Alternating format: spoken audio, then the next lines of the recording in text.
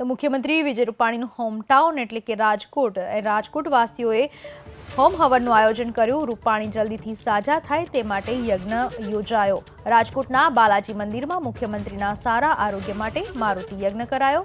કથાકાર જિગ્નેશ દાદા સહિતના આગેવાનો આ યજ્ઞમાં જોડાયા।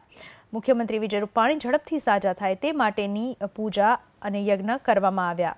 ગઈકાલે વિધાનસભાના દંડક પંકજ દેસાઈએ સ્વામિનારાયણ સંપ્રદાયના કાશી વડતાલ ધામ ખાતે સર્વ મંગલ યજ્ઞ યોજ્યો, જ્યાં મહાપૂજા અખંડ સ્વામિનારાયણ ધૂન પણ કરવામાં આવી।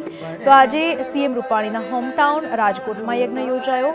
રાજકોટ શહેરમાં આવેલ સુપ્રસિદ્ધ બાલાજી મંદિરમાં મારુતિ યજ્ઞનું આયોજન કરાયું, જેમાં ભાજપના આગેવાનો સાથે જ કથાકાર જિગ્નેશ દાદા પણ હાજર રહ્યા। રવિવારે રાત્રે જાહેર સભામાં સંબોધન કરતા સમયે બ્લડ પ્રેશર લો થઈ જતા સીએમ રૂપાણી ચક્કર ખાઈને પડી ગયા હતા।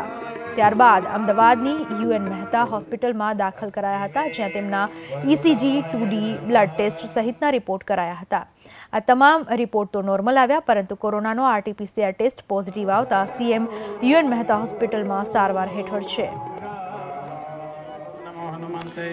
મુખ્યમંત્રીનું હોમટાઉન એટલે કે રાજકોટ, જ્યાં યજ્ઞ યોજવામાં આવ્યો। સુપ્રસિદ્ધ બાલાજી મંદિરે યજ્ઞ યોજવામાં આવ્યો, મારુતિ યજ્ઞ કરવામાં આવ્યો અને સીએમ રૂપાણીના સારા સ્વાસ્થ્યની કામના કરવામાં આવી। કથાકાર જિગ્નેશ દાદા સહિત અનેક મહાનુભાવો, અનેક બ્રાહ્મણો ત્યાં ઉપસ્થિત રહ્યા।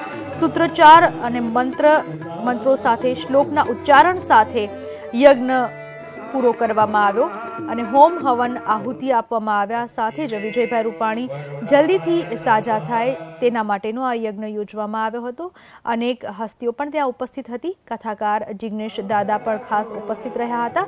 બ્રાહ્મણો અનેક ઉપસ્થિત રહ્યા અને સમૂહમાં શ્લોક મંત્રોચ્ચાર સાથે યજ્ઞ પૂર્ણ કરવામાં આવ્યો। રાજુ ધ્રુવ સહિતના પણ ભાજપના આગેવાનો પણ આ યજ્ઞમાં ખાસ જોડાયા હતા।